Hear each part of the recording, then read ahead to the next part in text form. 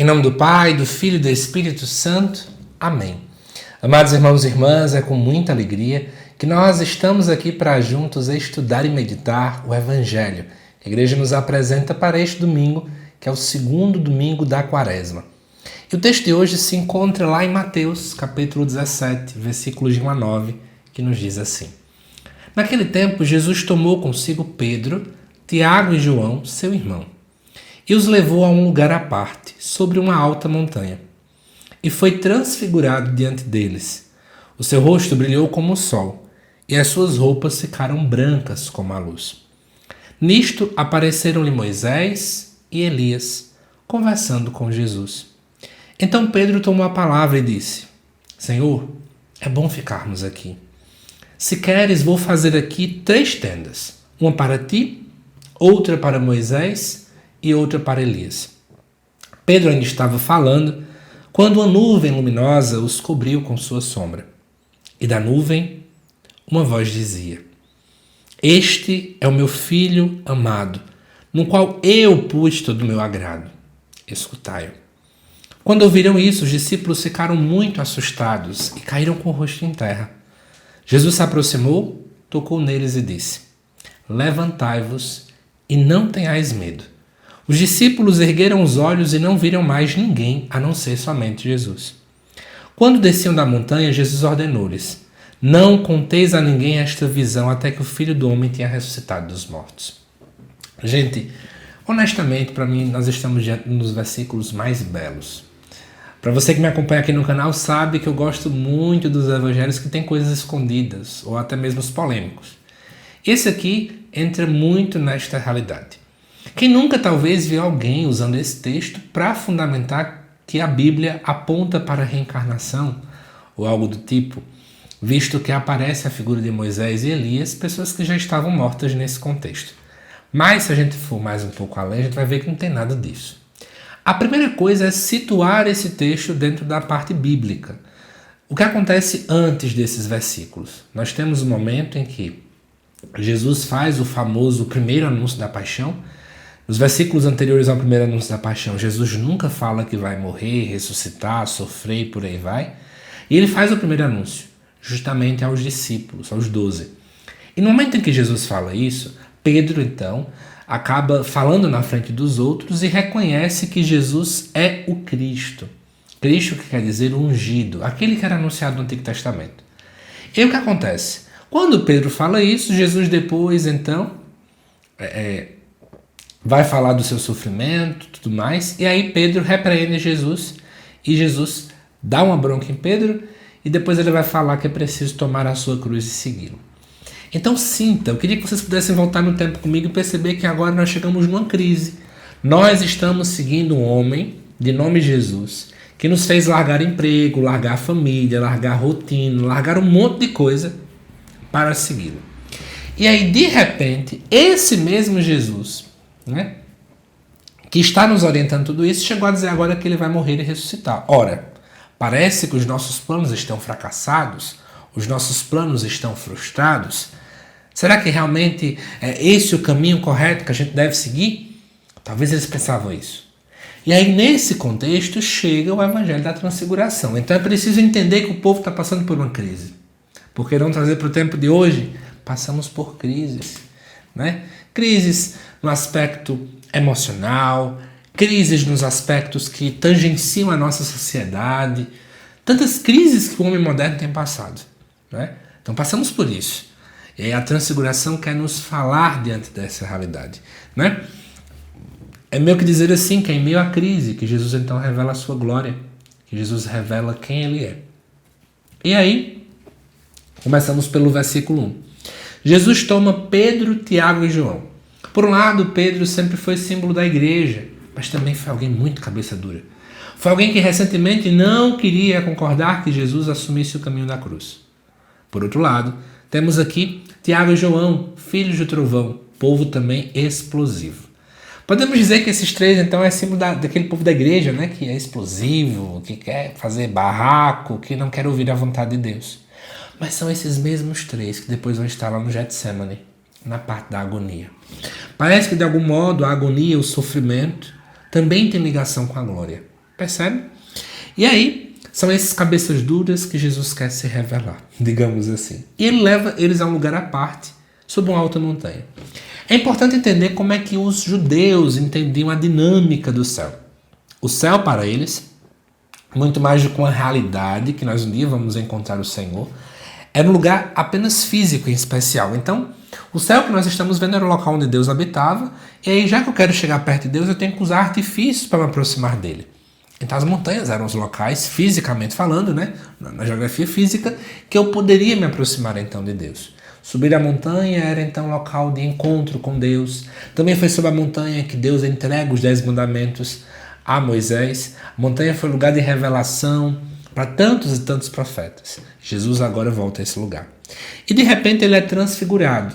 Dentro da palavra grega, ele passa por uma espécie de uma metamorfose. Mas antes que alguém ache que ele vai mudar a identidade, mudar quem ele na verdade está tirando o véu, que a gente traduz como uma palavra revela. Ele revela quem ele é de verdade. E diz o texto que seu rosto fica brilhando como o sol. Lá em Êxodo, no capítulo 34, o rosto de Moisés já tinha passado por essa mesma experiência. Lá em Daniel 7, nos mostra a ideia do filho do homem glorioso vindo sobre as nuvens. Então, de algum modo, esse texto conversa com essas duas realidades lá do Antigo Testamento. E é interessante dizer, Jesus não recebe glória nenhuma. Ele, na verdade, revela a glória que ele já tem. Porque Jesus ele já é Deus desde muito antes da transfiguração. Ele é Deus desde a eternidade. É isso que nós acreditamos, ao dizer que Jesus realmente já estava junto com o Pai, né, desde sempre. Né? O Pai, o Filho e o Espírito Santo são um. Nenhum deles se torna Deus, já são Deus, é a sua essência, a sua questão mais no sentido ontológico, né, o seu ser. E aí, continuando o texto, diz que aparece Moisés e Elias. É importante saber quem são esses personagens dentro do contexto judaico. Por um lado, tem o Moisés, que sempre simboliza a lei. Então, quando alguém pensava nos mandamentos, nos textos bíblicos, pensava automaticamente em Moisés. Por outro lado, eu tenho Elias, é o profeta por excelência do Antigo Testamento. Então, eu tenho duas figuras imponentes dentro do contexto judaico. E começam a conversar com Jesus. Como quem dissesse, estamos falando sobre a lei, sobre o profetismo. O profeta é aquele que revela a Deus. Então, de repente, Jesus toma a palavra. Né? Ou melhor, Pedro toma a palavra. E ele vai falar algo muito engraçado.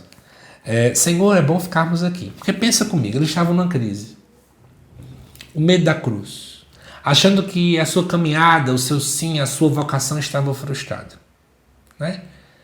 Agora está tudo muito confortável.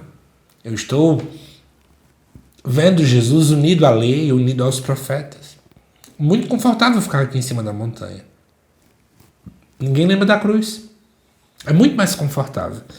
E ele fala, se queres eu vou fazer aqui 3 tendas, uma para ti, uma para Moisés, outra para Elias. E aqui é automaticamente lembrar um pouco da festa das tendas, né? Que os judeus tinham. Pedro queria eternizar esse momento, né? E ficar ali, não descer, talvez então, por medo. Medo da cruz, medo do que ele tem que enfrentar lá embaixo. E aí o que acontece? Pedro ainda estava falando, né? Eu fico pensando ele tentando convencer Jesus.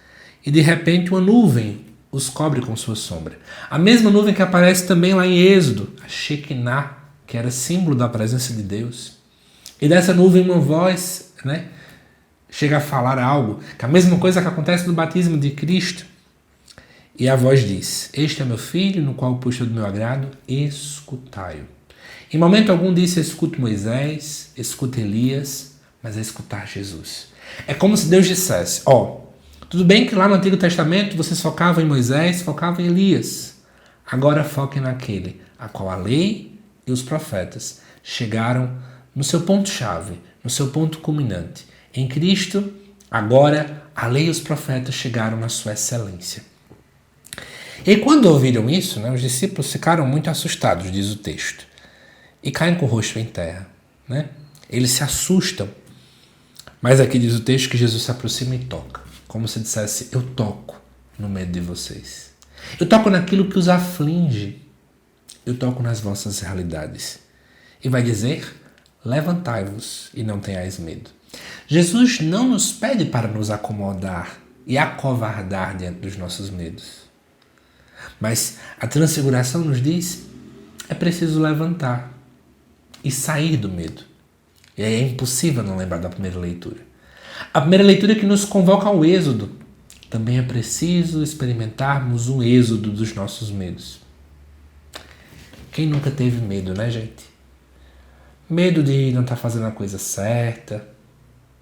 Medo de estar exagerando nos cuidados com o filho, por exemplo. Medo de estar tomando a decisão errada. Sei lá, imagina que você está acompanhando esse vídeo, está prestes a pensar em se casar. E talvez você fica, eu tenho medo de não estar com a pessoa certa. Você, digamos, sei lá, se tem algum seminarista ou até diácono prestes a se ordenar presbítero, talvez se pergunta, eu tenho medo de não ser essa vocação. O simples fato de que a gente existe nos cerca de medos. O medo faz parte da vida humana, né? Não o medo que nos paralisa, mas o medo que nos leva a ter prudência. Mas é interessante perceber que Jesus, ele toca. Desculpa, eu quebrei um pouco o protocolo, estou falando quase uma pregação para vocês aqui agora, mas é importante. Gente, Jesus, ele não fica longe dos medos da gente. Sabe por quê? Porque Jesus é maior do que qualquer medo que a gente tenha. É como se Jesus viesse dizer, eu sou o Senhor do medo. Eu sou o Senhor das suas aflições. Eu venho superar tudo isso. E pede, levantem-se. Não se acovardem. Não se acomodem diante dos medos. Não deixem com que os medos os paralisem. Não pode ser assim. E os discípulos então erguem os olhos e não veem mais ninguém a não ser Jesus. Não é mais agora Moisés, não é mais Elias, é somente Cristo. Só que eles descem da montanha. Precisa descer. Aí vem de novo o êxodo que me leva a sair da montanha. Eu vou até a montanha, mas não é local de permanência. É local talvez de abastecimento, mas eu preciso sair de lá. E Jesus diz, não contem a ninguém, né? Por quê? Porque qualquer contagem que eles pudessem fazer ao povo poderia gerar má interpretação. Somente a fé que brota da ressurreição é a fé autêntica, que vai entender a dinâmica da cruz.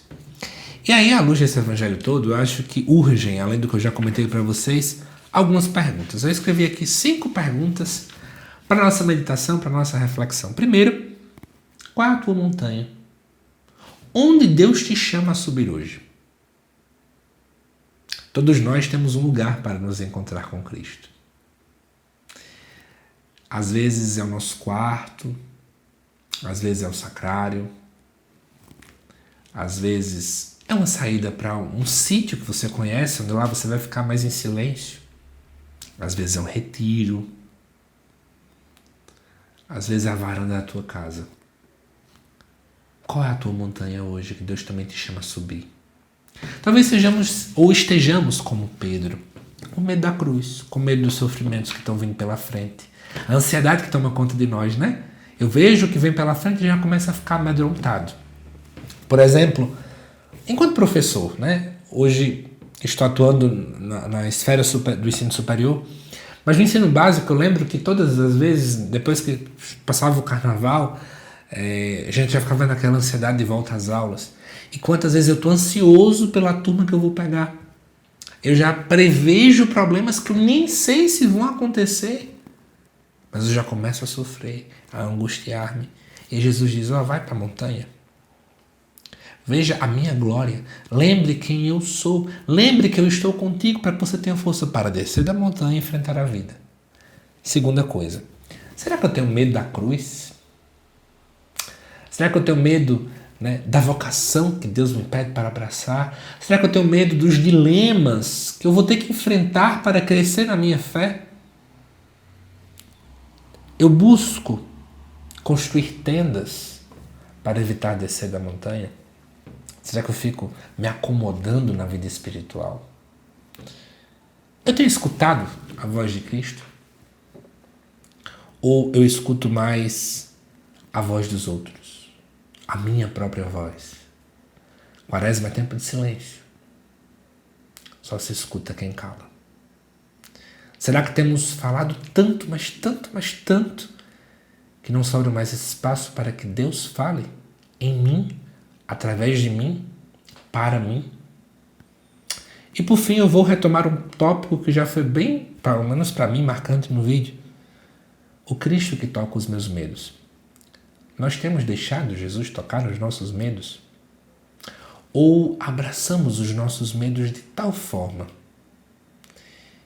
e os nossos traumas de tal forma que não deixamos Cristo nos tocar, Cristo nos abraçar? Eu vou finalizar o vídeo falando de um outro vídeo que eu assisti agora há pouco, né? Tava no Instagram e parece que viralizou um vídeo de um macaco. Eu acho que é um macaco, viu, gente? Vai que eu tô aqui errado. Que no vídeo, né, dá a entender que é como se a mãe ou alguém fica expulsando ele. Ele tenta chegar perto da mãe e a mãe expulsa, todos achando que é a mãe, tá bom?